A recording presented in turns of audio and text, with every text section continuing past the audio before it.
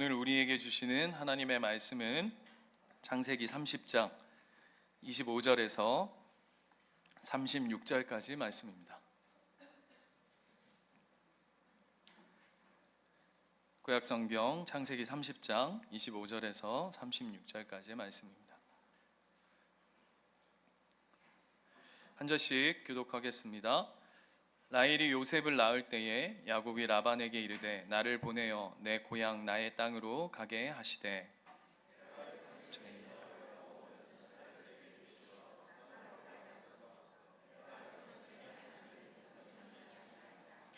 라반이 그에게 이르되 여호와께서 너로 말미암아 내게 복 주신 줄을 내가 깨달았노니 내가 나를 사랑스럽게 여기거든 그대로 있으라.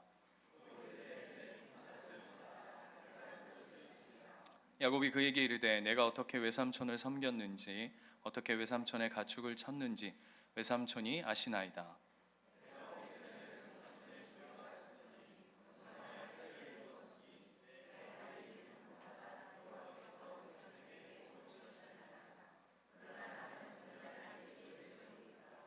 라반이 이르되 내가 무엇으로 내게 주랴. 야곱이 이르되 외삼촌께서 내게 아무것도 주시지 않아도 나를 위하여 이 일을 행하시면 내가 다시 외삼촌의 양떼를 먹이고 지키리다.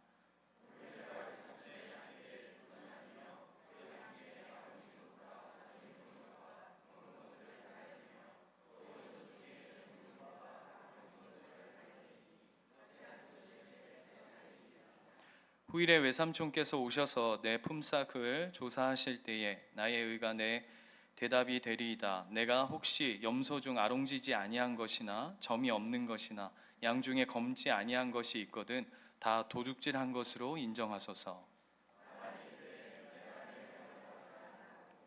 그날에 그가 숫염소 중 얼룩무늬 있는 것과 점 있는 것을 가리고 암연소 중 흰 바탕에 아론진 것과 점 있는 것을 가리고 양 중에 검은 것들을 가려 자기 아들들의 손에 맡기고 자기와 야곱의 사이를 사흘 길이 뜨게 하였고 야곱은 라반의 남은 양떼를 치니라. 아멘. 오늘 본문이 굉장히 재밌는 본문입니다. 제가 중요하다는 얘기는 자주 드렸었는데 재밌다는 얘기는 거의 처음 하지 않을까 싶은데요. 말씀에 한번 집중해가는 시간들 되었으면 좋겠습니다. 우리의 사람의 존재됨을 사도 바울은 3분설로 영육혼으로 나눕니다. 영육혼.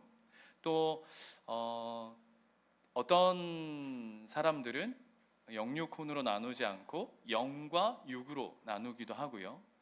뭐 2분설이 맞다, 뭐 3분설이 맞다, 뭐 여러 의견들이 있지만 뭐 그닥 그런 게 중요한 것 같지는 않습니다. 그런데 이런 건 있는 것 같아요.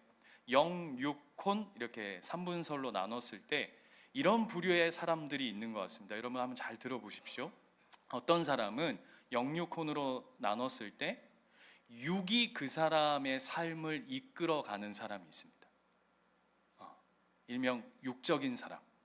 어떤 사람일까요? 여러분 이렇게 생각의 창에 딱 띄우면 육이 이끄는 사람의 삶의 모습을 한번 생각해 보시면 될 것 같고요. 그 다음에 두 번째는 혼이 이끄는 사람. 예를 들면 정신, 어떤 멘탈이 이끌어가는 사람이 있죠. 그래서 예를 들면 굉장히 정신력이 강한 사람. 그래서 그 혼이 그 사람의 정신력이 그 사람을 이끌어가는 사람이 있습니다. 마지막으로는 영이 그 삶을 이끌어가는 사람들이 있죠. 그 중심은 다른 것이 아니라 하나님의 뜻이 무엇일까? 하나님의 마음이 무엇일까? 이런 고민들 속에서 주도권이 나에게 있는 것이 아니라 하나님 쪽에 세워져서 그 영적인 하나님께서 그 삶을 이끌어 가시는 삶의 모습들이 있습니다. 여러분, 저와 여러분의 삶은 어떻습니까? 영이 이끄는 사람, 혼이 이끄는 사람, 육이 이끄는 사람. 저 잠잠히 말씀 준비를 하면서 나는 과연 어떤 사람일까 이렇게 생각해 봤더니 그 후라이드 반, 저 양념 반처럼 그러니까 적절히 섞여서 어떨 때는 때로는 육이 이끌어갈 때가 있고 어떨 때는 어떤 생각과 정신이 이끌어갈 때가 있는 것 같고 때로는 이래봬도 제가 목사인데 그죠? 하나님의 뜻대로 세워가지고자 하는 그런 모습들이 이렇게 막 믹스되어져 있는 모습들이 아닐까 저는 그런 생각들을 해보게 됩니다. 질문 하나 해보겠습니다. 여러분이 보실 때 야곱은 어떤 사람입니까? 지금 이 시점에서 지금 이 우리가 본문을 살펴보는 이 시점에서 야곱은 육이 이끌어가는 사람입니까? 정신이 이끌어가는 사람입니까? 영이 이끌어가는 사람입니까? 표정이 정신 나간 사람이다. 정신과 육체의 어느 쯤 정도 있는 것 같아요. 그죠? 라반은요? 예? 어머요? 중국어 예배가 아닌데. 예, 각자 생각하는 어디쯤이 있으시겠죠? 그리고는 오늘 본문으로 한번 들어가 봅시다. 야곱, 라반이 그 어디쯤 있을 것이다 라고 여러분 스스로가 한번 포인트를 딱 찍어 놓고 오늘 본문 안으로 들어가 보면요, 오늘 우리가 읽었던 25절이 드디어 야곱이 라헬을 통해서 그토록 자신이 얻고자 했고 사랑했던 그 여인 라헬을 통해서 누구를 얻죠? 여보세요? 네, 요셉을 얻습니다. 요셉을. 그래, 그리고는 그 다음 절 한번 볼까요? 26절에 그러면서 요셉을 딱 얻자 라반 삼촌한테 뭐라고 얘기하냐 하면 내가 내 고향으로 자식들을 데리고 떠나겠다라고 얘기합니다. 네. 그랬더니 라반이 이제 그거에 대한 반응을 보여주죠. 그래서 여러분 26절, 27절을 한번 자세히 한번 들여다보시면 자 한번 보세요. 26절에 보시면 내가 외삼촌에게서 일하고 얻은 처자를 내게 주시어 나로 가게 하소서라고 되어 있어요. 자, 내가 고향으로 돌아가겠습니다라고 하는데 야곱의 그 포인트가 방점이 어디에 딱 찍혀 있죠? 그렇죠. 내가 일하고 얻은 처자를 내놔라. 그래서 내가 내 고향에 가겠다라고 이야기하는 거에 내가 이랬다의 방점이 26절 야곱의 이야기에는 방점이 탕 찍혀 있는데 27절을 한번 보시겠습니까? 라반은 어떻게 해석을 하냐면 라반이 그에게 이르되 여호와께서 너로 말미암아 내게 복을 주신 이렇게 돼 있어요. 자, 라반은 야곱이 이렇게 얘기하는 거죠. 자, 이제 내가 그동안 개고생해가지고 내가 그동안 땀 흘리고 정말 수고해가지고 내가 삼촌한테 몇 년을 셀이 바쳤습니까? 그렇게 수고하고 한 내가 일해서 얻은 내 처자를 데리고 고향에 가겠습니다 라고 얘기하자 라반이 뭐라고 받냐면 이렇게 얘기하는 거예요. 이렇게, 야, 그게 네가 수고해서 네가 일해가지고 네가 뭘 쎄빠지게 해서 얻은 거냐? 하나님이 은혜 주셔서 하나님이 그렇게 하게 하셔서 이렇게 된 거지라고 라반이 받습니다. 여러분, 제가 또 이 쓴뿌리가 올라오는데 제가 이제 첫 모교회에서 제가 몇 번 말씀드린 적이 있을 것 같은데 첫 모교회에서 첫 사역은 제가 이래봬도 찬양 사역으로 시작했고요. 그 다음에 이제 사역이 뭐였냐면 유초등부 아이들을 1학년부터 6학년까지 이제 하는 사역이었어요. 네. 그런데 1학년부터 6학년이 처음 저한테 이제 받았던 아이들이 지하. 제가 지난번에 제 모교회 한번 방문했었거든요. 와, 그래서 제가 저희 어머니하고 이렇게 모교회 한번 가면서 야, 여기 교회 우리 모교회 여전하구나. 그리고 또 놀라운 건 본당에 한번 들어가 봤어요. 본당에 진짜 오랜만에 거의 한 20년 만에 간 것 같아요. 20년 만에 본당을 딱 들어갔더니 너무 깜짝 놀랐어요. 원래 본당이 이렇게 작았나? 저 사역할 때만, 저 전도사 사역할 때만 해도 본당이 진짜 크게 느껴졌거든요. 그랬는데 그날 뒷문을 쫙 열고 그대로예요. 그대로 불 켜는 데가 또 어디 있는지 제가 좀 알지 않습니까? 제가 거의 사찰 청년, 사찰 사역자처럼 있었어가지고 불을 탁 켜가지고 뒤에 불이 탁 켜지는데 우리 예배당 한 2배? 이렇게 작았나? 이런 생각이 아무튼 들었어요. 근데 그 교회에서 그것도 교육관 지하에서 사역할 때인데 처음에 아이들 한 60명, 70명 이렇게 이제 제가 뭐라고 표현해야 될까요? 이렇게 시작이 됐는데 1학년부터 6학년까지 어떻게 앉아 있냐면 애들이 이제 점점 느는 거예요. 한 줄로 이렇게 학년별로 뒤로 이렇게 쫙 앉거든요. 근데 이게 점점 줄이 뒤로 점점 늘어나는 거예요. 그래서 늘어나서 좁아져 가지고 옆으로 늘리고 또 늘고, 그래서 제가 150명까지 만들었다는 거 아닙니까? 아무도 별로 안 놀라시네요. 그 정도는 뭐 다 하는 거 아니냐 이런 표정인데, 여러분 1학년부터 6학년 한번 해보세요.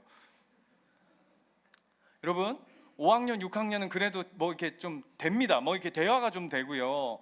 그 당시만 벌써 한 20년까지는 안 돼도 굉장히 오래된 시간 속에서 그때만 해도 5, 6학년 아이들이 좀 대화가 되는데요. 1학년, 2학년 이런 애들은요. 그때만 해도 제가 이렇게 생생하게 살아 있을 때거든요. 싱싱하게. 그때 허리도 괜찮을 때고 막 이래가지고 막 목에 올라타고 막 팔에 막 2-3명씩 매달리고, 제가 유일한 디비디비 있죠. 이거 디비디비 딥. 여러분 이거 1시간 해보셨어요? 무한 반복. 디비디비 딥 이겼어 나가 그러면은 돌아서 다시 뒤에 가서 줄 서. 와, 나 혼자 막 땀을 삐질삐질 막 흘리면서 의자에 앉아가지고 애들하고 디비디비 딥을 1시간 넘게 그렇게 사역이. 근데 너무 재밌는 거야. 그래서 교회가 막 아이들이 막 지하에 막 바글바글하고, 예배가 딱 끝나고 애들이 지하에서 막 이렇게 나오면 개미 떼처럼 막 이제 쫙 나오면 교회 성도님들이 아이고 막. 근데 그때 모든 성도들이 이렇게 얘기하는 거야. 우리 전사님이 사역을 너무 잘해가지고 막 이러는데, 담임 목사님하고 우리 아버지만 딱 뭐라 하시냐면, 아이고 그게 뭐 신우이가 사역을 잘해, 전도사라고도 안 불러줬어요. 모교회라고. 그게 뭐 전도사가 사역을 잘해서 이게 아니고, 신우기가 그걸 뭐 사역을 잘해서 그러나 다 그게 하나님 은혜지. 너무 맞는 말인데, 그렇죠 여러분? 너무 맞는 말이잖아요. 하나님이 은혜 주시고 하나님이 함께 하시고 하나님이 뭐 붙드셔서 그렇게 성장하고 이렇게 은혜 누리는 거 알겠는데 막 너무 막 아시죠? 여기 45도 여기 한 2% 요쪽에서 그 섭섭병과, 그래도 내가 열심히 사역하고 애들하고 이렇게 뒹굴고 해서 이루어지는 사역인데 어째 저렇게 하나님의 은혜지 그게 네가 잘해서 그런 거냐, 요 따위로 이렇게 딱 얘기할 때 그 아주 깨름칙하고 이게 싸한 분위기가 이제 드는 거죠. 그리고는 그 이야기를 딱 듣자 야곱이 뭐라 그러냐면, 난 이렇게는 일 못합니다. 야곱이 딱 그 얘기하는 거예요. 나는 이렇게는 이제 더 이상 일을 못하겠습니다 라고 얘기했더니 라반이 야곱한테 이렇게 얘기하는 거예요. 너 잠깐 앉아봐라. 너 여기 잠깐 다시 앉아봐라. 그러면서 뭘 하냐면 다시금 야곱하고 몸값을 협상합니다. 몸값 협상. 그런데 저도 유초동부 사역할 때, 아까 얘기했던 그 유초동부 사역할 때 못 알아주는 거, 담임 목사님이 못 알아주고 뭐 중요한 사람들이 못 알아주는 거는 그냥 좀 서운하고 섭섭하지만 지나갈 수 있었어요. 왜냐하면 또 다른 분들은 그래도 전사님, 우리 애들이 막 전사님 뭐 은혜 너무 누리고 있습니다. 아무도 안 믿는 표정인데 뭐 이렇게 하니까 그래도 뭐 이렇게 지나갔어요. 그런데 저를 굉장히 그냥 이렇게 팍 제 마음이 그냥 낙심돼서 확 꼬꾸라져. 가장 결정적인 사건이 있었는데 그게 뭐였냐면 첫 사례비를 딱 받았을 때였어요. 첫 사례비를 그 당시에 제가 이제 파트 사역자였으니까 다른 전도사님들이, 제가 그냥 노골적으로 얘기합니다. 70만 원, 80만 원 받을 때예요. 근데 놀라운 건 지금도 70만 원, 80만 원 받는다는 게 참 놀랍지만, 아무튼 70만 원, 80만 원 전도사 사례비 받을 때인데, 저는 첫 사례비가 딱 나왔는데 봉투, 그 당시는 뭐 통장에 넣어주는 게 아니고 그냥 봉투로 주는 거였거든요. 봉투를 딱 받아가지고 막, 여러분 그거 아십니까? 첫 사역하고 그 첫 사례비 받았을 때의 그 설렘, 아무도 모르시는 분위기다. 설렘이 있거든요. 그래가지고 또 그 앞에서 이렇게 보면은 굉장히 또 이렇게 또 거스갱이 한 것 같아가지고 또 몰래 화장실 들어가서 또 문 잠그고 탁 해가지고 딱 폈는데, 그때만 해도 5만 원권이 아니고 다 10,000원짜리란 말입니다. 10,000원짜리를 봤는데 영 이상의 느낌이, 봤더니 30만 원이 들어있는 거예요. 그럴 줄 알았대요. 거기서 제 마음이 확 꼬꾸라지는 거야. 왜 30이야? 여러분, 몰라주는 거 아무 관계가 없었어요. 몰라주는 거, 아니 관계가 없다는 것보다 그럴 수 있어 이렇게 갔는데, 이게 사람이 이 사역을 했는데 이게 다른 사람보다 이게 적다는 거에서 데미지가 확 오는 거예요. 이거 왜 이러지? 여러분, 오늘 보시면 이게 참 재밌는 게 31장 6절로 한번 가볼까요?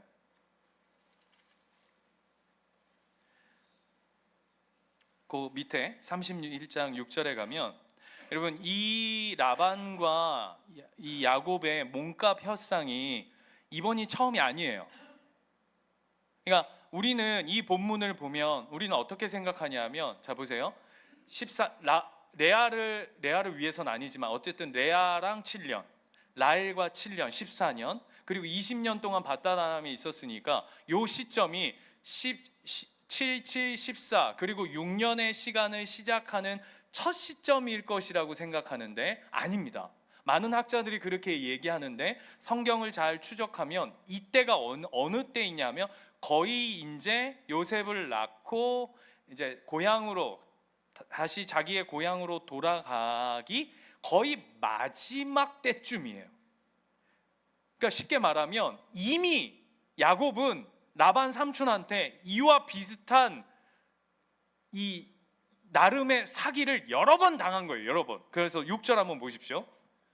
그대들도 알거니와 내가 힘을 다하여 그대들의 아버지를 섬겼거늘.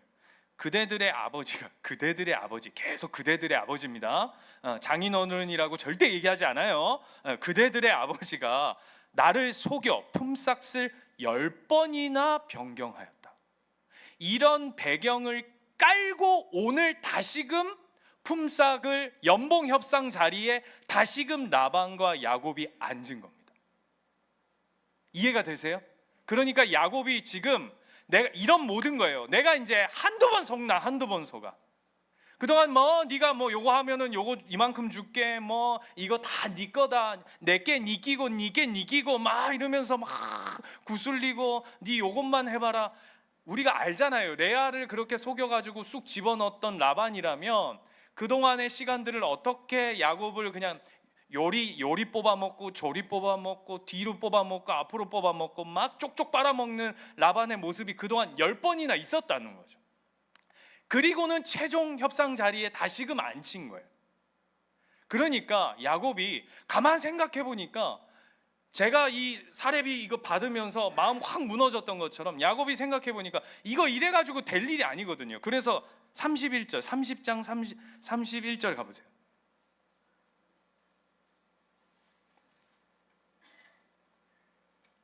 맞죠? 31절.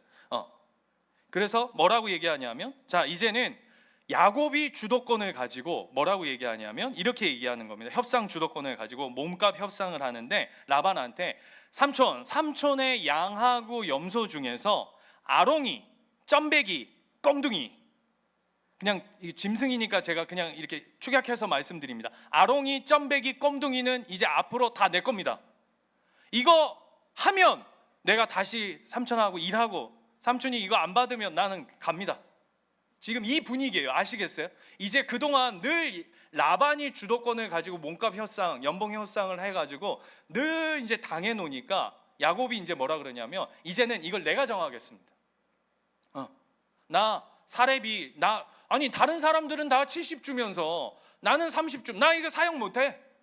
목사님 나 이제 사역하려면 요거 내 유초등부 아이들 아예 띠 주고 내가 얘네들 잘 키워가지고 내가 얘네들 데리고 개척하려니까 얘네들한테서 나오는 헌금은 나 다 주는 걸로 하면은 나 그냥 사역하고 안 하면 안 합니다. 이렇게 얘기한 거라고요. 자, 이해되시죠? 그래서 어떻게 얘기했냐면 야곱이 다시요, 아롱이, 점배기, 껌둥이가 나오면 이거 다 내 겁니다. 그거 오케이 하면 내가 이 사역 다시 하겠습니다 했더니 라반이 뭐라고 하죠? 콜합니다.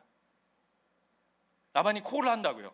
안 돼 하지 않고 콜을 해요. 그런데 라반이 어떻게 하냐면 콜은 해놓고 지금 아롱이 지금 현재의 아롱이, 점배기, 껌둥이를 미리 빼가지고 아들들한테 시켜가지고 어떻게 하냐면 3일길을 띄워버립니다. 무슨 얘기예요? 여보세요? 여러분 그렇게 똑똑하시던 분들이 왜 주일날 예배 시간만 되면 갑자기 그 모든 그 뇌의 활동을 중단시키고 성령이여 내 뇌를 활동시키소서 이렇게 되는지 모르겠는데 다시요. 아롱이, 점배기, 껌둥이를 아들들 시켜가지고 미리 빼가지고 3일길이에요. 여러분 3일길이라고 하는 게 뭘 상징하냐 하면 전혀 관여할 수 없는 거리를 벌려버리는 거죠. 이게 무슨 얘기인지 아세요? 절대 이제 아롱이, 점배기, 검둥이를 나올 수 없게끔 가능성을 아예 제로로 하는 겁니다. 야, 이 라반 여러분 대박. 여러분 영화 중에 도둑들이라고 하는 영화 아십니까? 그 예니콜, 뽀빠이, 뭐 이런 사람, 전지현, 뭐 김혜수, 뭐 이렇게 나오는 도둑들, 유명한 천만 관객을 돌파했던 그 영화. 제가 그 영화를 보면서 참 놀랐던 게 뭐냐면 그 홍콩에 있는 그 태양의 눈물인가 하는 그 다이아몬드를 훔치기 위해서 최고의 도둑들이 다 모인 거 아닙니까? 그죠? 최고의 도둑들. 뭐 한 명은 뭐 이거 금고 따는 거에 최고, 어떤 사람은 담 타기에 최고, 어떤 사람은 막 이렇게 전지현 같은 사람은 막 이렇게 교란시켜가지고 정신 요새 홀라당 빼놓으면 뒤로 돌아가가지고 막 이런 거 하는 거 중에 대표, 누구는 이 기획 짜는 거 뭐 이런 거의 대표 주자들인데 제가 그걸 보면서 놀란 게 뭐냐면 도둑들을 모았는데 도둑들을 사기 쳐먹는 사람이 있더라고. 그쵸? 그 영화가 그런 내용이잖아요. 도둑들이 모였는데 그 도둑들을 사기 쳐먹는 대단한 인간. 그죠? 그런데 그 사기를 또 그 사기꾼을 사기 쳐먹는 사람. 그러니까 걷는 자 위에 뛰는 자가 있고 뛰는 자 위에 나는 자 있는 그런 이야기들을 보면서 야 진짜 대박이다 했는데 그게 세상에만 있는 게 아니라 성경 안에 있더라고요. 야곱이 지금 그동안 하도 당해놓으니까 나 이렇게는 도무지 내가 이렇게 해가지고 내 재산을 모을 수가 없다. 도대체 나 이렇게 해서 어떻게 먹고 사냐라고 생각하면서 카드를 딱 내민 거 아니에요. 삼촌 나 이런 식으로 하면 나 그만둡니다. 사표 씁니다. 내려놓습니다. 나는 못 살겠다 하면서 딱 해서 자기가 나름 각본 짜가지고 야곱이 그죠? 이렇게 하면 내가 아롱이, 다롱이, 점배기, 껌둥이 이렇게 하면은 얼추 내가 좀 재산을 이제 조금 모을 수 있겠다. 여러분 보지 않았겠어요? 딱 삼촌들 염소 양을 딱 보면서 비율을 보지 않았겠습니까? 흰 게 요 정도고 검은 게 이 정도고 이렇게 써먹으면 요 정도 퍼센티지가 내 지분이 한 30% 잡히고 요 정도가 또 축적해서 얘네들 키우고 하면은 나의 재산이 얼마나 불어나겠다. 이런 나름의 야곱도 여러분 아시잖아요. 요거 굉장한 사람 아닙니까? 나름 딱 카드를 냈더니 야, 그 위에 나는 자 위에 뭐예요? 나는 자 위에 순간 이동하는 자가 있는 거죠. 이해되세요? 그래서 어떻게 하냐면 띄워버린 거죠. 그랬더니 야곱이 어떻게 하냐면 야곱도 참 대단한 인간이에요. 어떻게 하냐면 37절 한번 보시겠습니까? 37절 넘어가 버렸네. 37절 보시면 야곱이 버드나무와 살구나무와 신풍나무의 푸른 가지를 가져다가 그것들을 껍질을 벗겨 흰 무늬를 내고 그 껍질 벗긴 가지를 양떼가 와서 먹는 개천의 물 구유에 세워 양떼를 향하게 하매 그때가 물을 먹으러 올 때에 새끼를 베니라고 얘기합니다. 쉽게 말하면 야곱이 뭘 하냐면 이제 자기 양떼 중에서 몇 마리들 중에 지금은 라반 양 중에 그냥 흰 양, 뭐 그냥 그런 것만 있는 겁니다. 근데 그 앞에다가 뭘 심기 시작하냐면 신풍나무 가지를 줄기를 갖다 꽂는 겁니다. 신풍나무 사진 한번 보여주시겠어요? 큐! 이런 느낌입니다. 벗겨도 다 벗겨지는 게 아니라 지금 이미 저 나무 자체가 어떻게 돼 있죠? 얼룩덜룩하죠. 그러니까 물 먹을 때 저걸 보게 하는 겁니다. 이야, 야곱 대단한 인간이에요. 그런데 여러분, 이 신풍나무를 갖다 심었다는 건 꼭 뭐와 같은 거냐면, 여러분 여러분 자녀 임신했을 때 이런 얘기 많이 들어보셨어요? 아유, 커피 많이 먹지 마라, 콜라 많이 먹지 마라. 어떻게 된다고? 애가 새까맣다. 우리 이루는요 콜라 1도 안 먹었어요. 근데 거의 지금 종족이 뭔 종족인지 못 알아볼 정도로 시커멓거든요. 근데 그런 얘기에 콜라 먹으면 진짜 새까만 아이 나옵니까? 예? 여보세요? 아니죠. 또 태교 때 이런 거 많이 하시잖아요. 차은우 사진. 나이 드신 분은 차은우 이러니까 누군지 몰라. 신성일 사진. 태교할 때 우리 예수님교회 담임 목사님 사진. 왜 비웃으시죠? 그거 보면은 어떤 아이 태어난다고? 이거 닮은 아이 태어난다고, 우리 태교 때 좋은 것 봐라 그래가지고 여러분 제가 나타나면 다 도망다니고 그러시잖아요, 그죠? 좋은 것만 보고 자라야 된다고. 여러분 진짜 그래요? 아니죠. 지금 야곱이 신풍나무 갖다 심는 게 딱 그와 같은 거예요. 너무나도 어처구니 없는, 말도 안 되는 이 짓을 하고 있는 겁니다. 진짜 신풍나무에 무슨 대단한 효능이 있어서 그걸 양들이 물 먹으면서 야, 저건 왜 얼룩덜룩할까? 그랬더니 어느 순간에 아기를 낳았는데 얼룩이가 나오고 막 점배기가 나오고, 이런 게 아니에요, 여러분.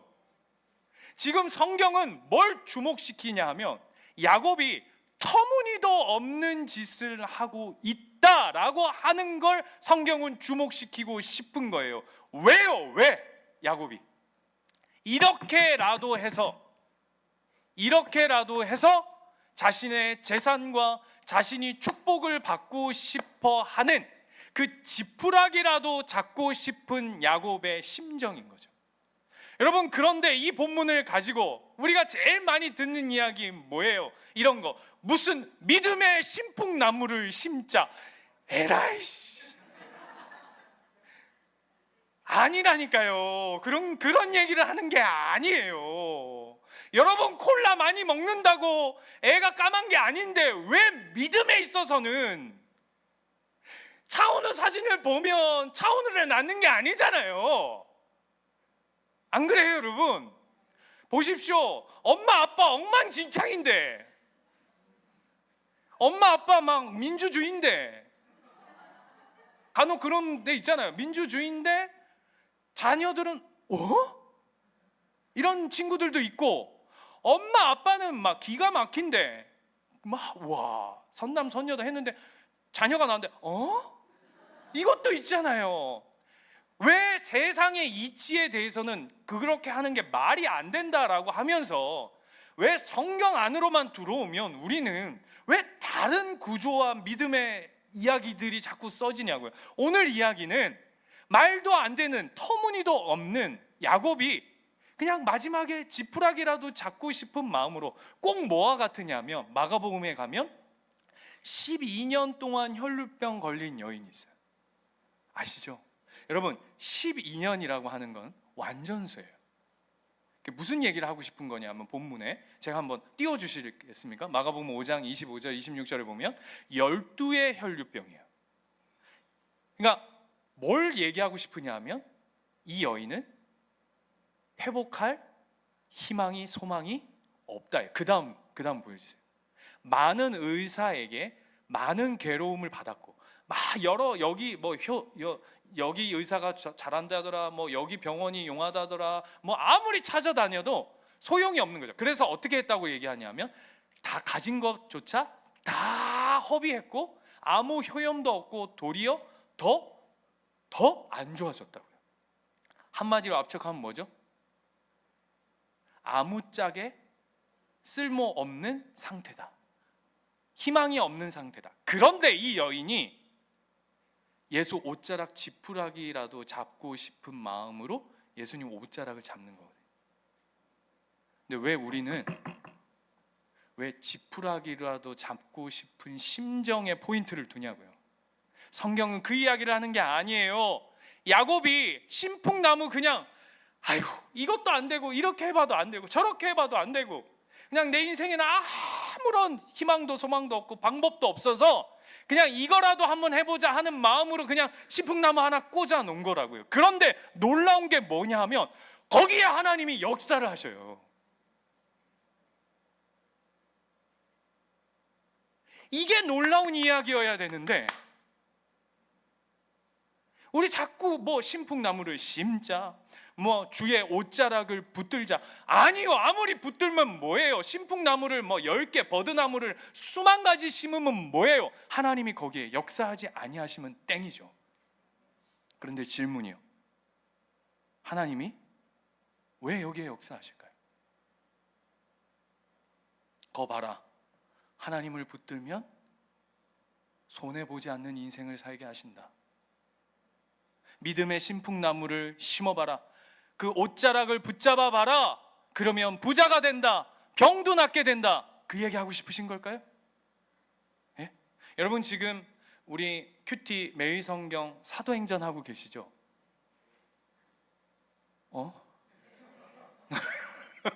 지금 사도행전이 가고 있습니다. 사도행전을 이렇게 묵상해 보면 참 재밌는 게 뭐냐면 저는 참 그게 희한했어요.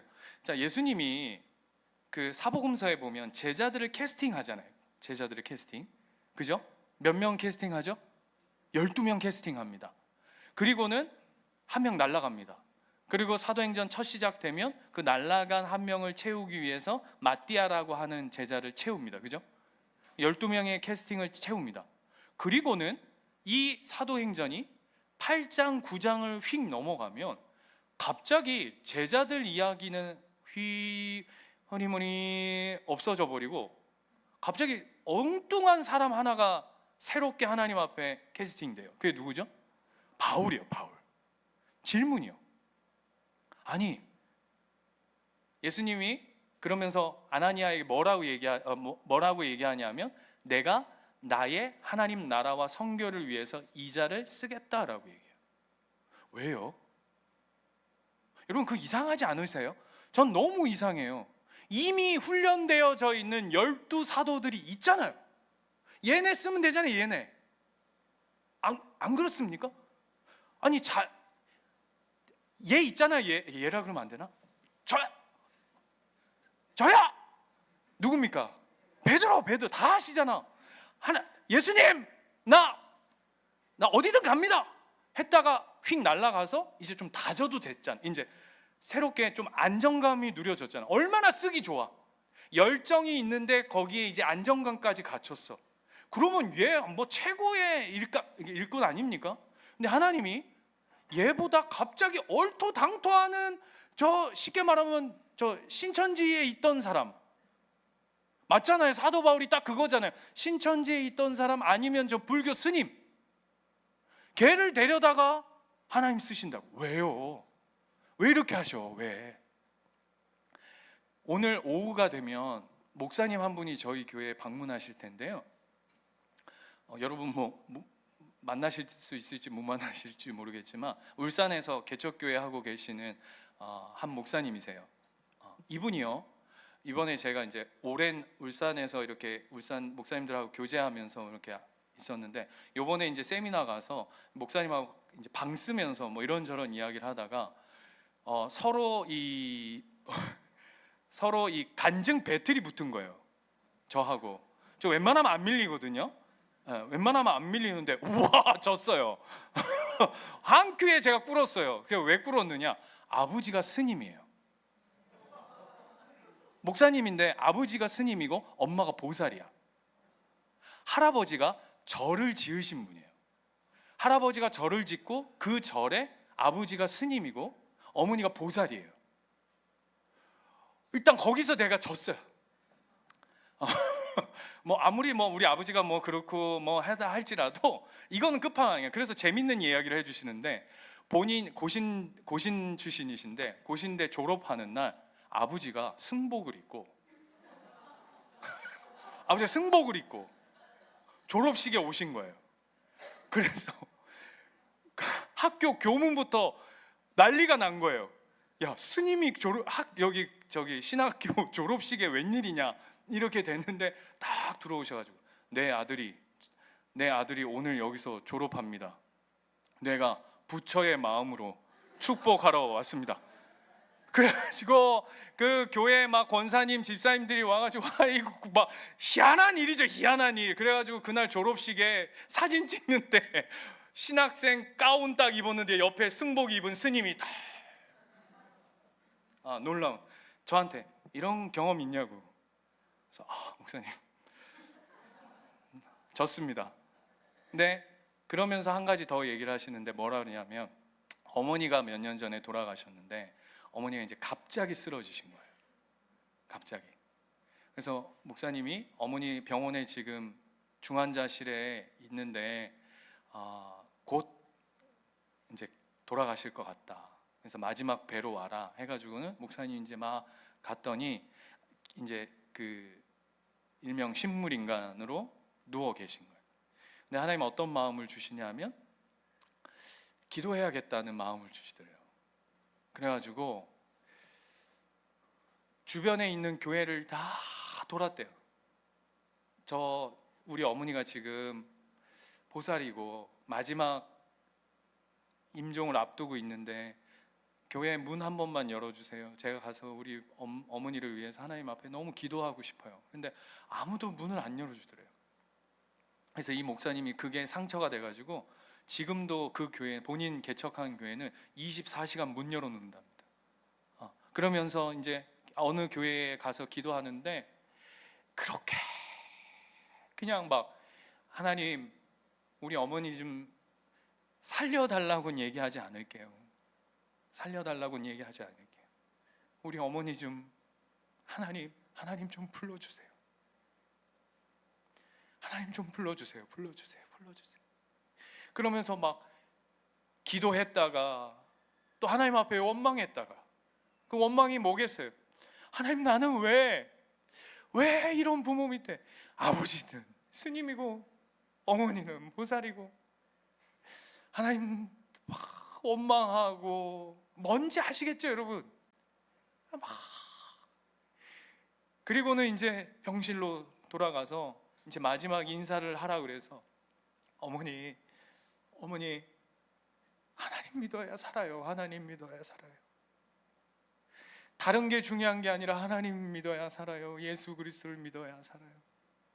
나 믿는, 그래서 나와 함께 할 먼 훗날 가서 배울 텐데 어머니 예수님 손 좀 붙잡으세요. 그랬는데 의식이 없던 어머니가 손을 이렇게 꽉 쥐더니 눈물을 이렇게 주르르 흘리시고는 마지막 숨을 거두셨대요.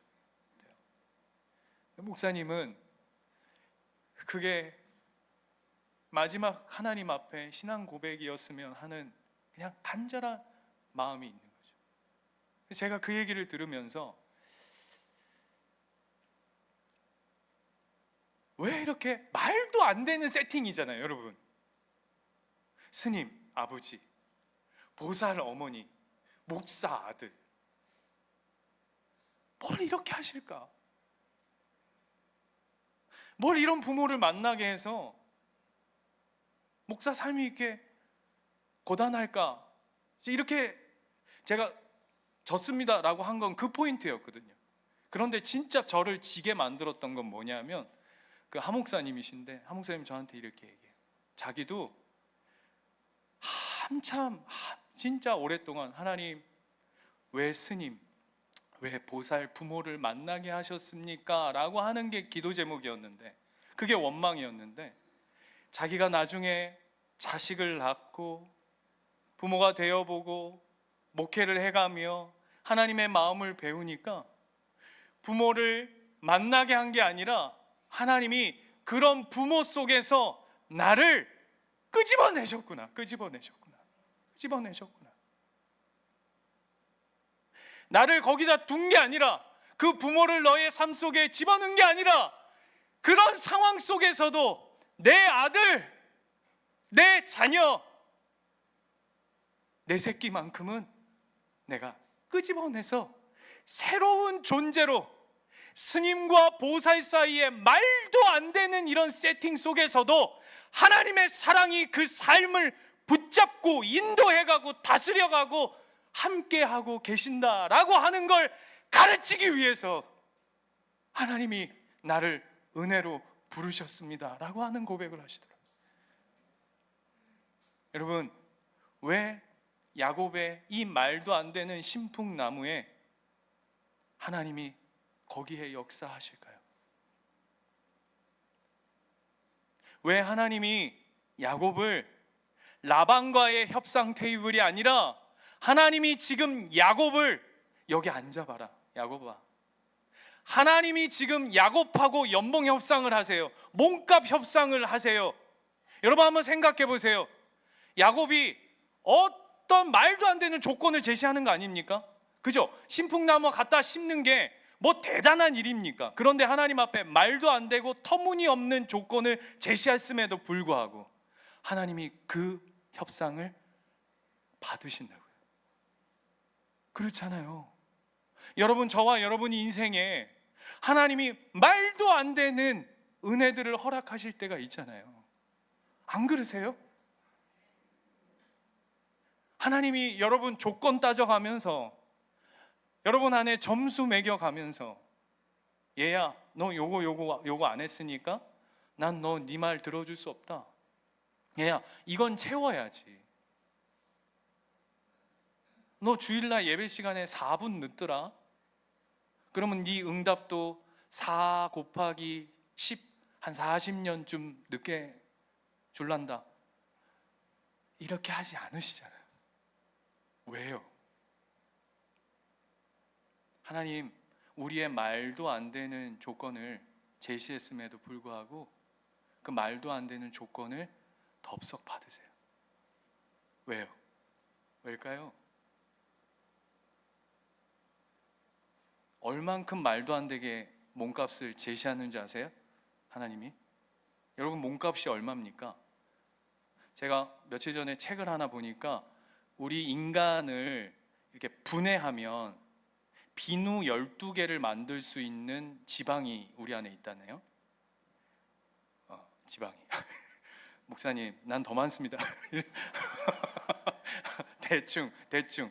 그리고 뭐 성냥개비 앞에 붙일 수 있는 뭐 고마만큼 황이 있고 뭐 인이 있고 이렇대요. 그래서 우리 기본적인 사람의 몸을 이렇게 환산해가지고 그 값을 매겨보면 몇십만 원 안 한대요.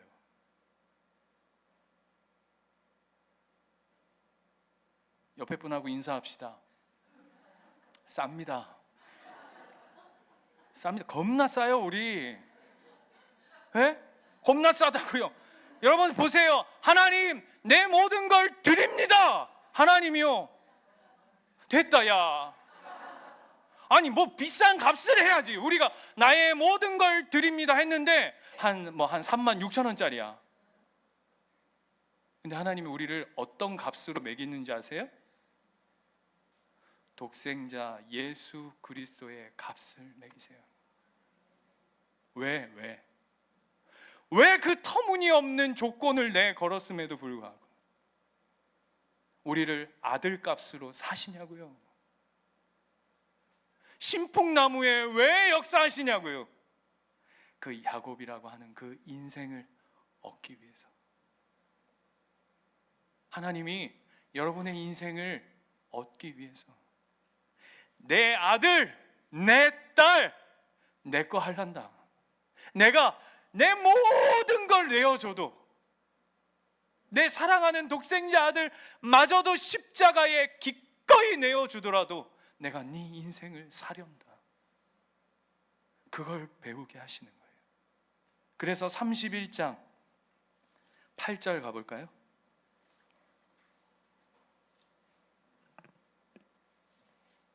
야곱이 이 고백의 자리로 가게 하시는 거예요. 8절 9절 그가 이르기를 점 있는 것이 내 삭시 되리라 하면 온 양떼가 낳은 것이 점 있는 것이요 또 얼룩무늬 있는 것이 내 삭시 되리라 하면 온 양떼가 낳은 것이 얼룩무늬 있는 것이니. 놀라운 이야기 아닙니까? 9절 하나님이 이같이 그대들의 아버지의 가축을 빼앗아 내게 주셨느니라. 하나님이 이같이 하셨다. 아, 하나님이 하시는구나. 하나님이 인도해 가시는구나. 하나님이 빚으시는구나 라고 하는 이 자리로 하나님이 이끌어 오십니다. 사랑하는 예수님교회 가족 여러분, 저와 여러분의 삶이, 저는 하나님의 영이 인도하는 삶, 하나님이 모든 것 내어주시는 그 놀라운 삶의 축복의 인생 이미 살고 계신 줄 믿습니다. 이 은혜를 다시금 기억하고 회복하는 저와 여러분 되시기를 축복합니다. 기도합시다.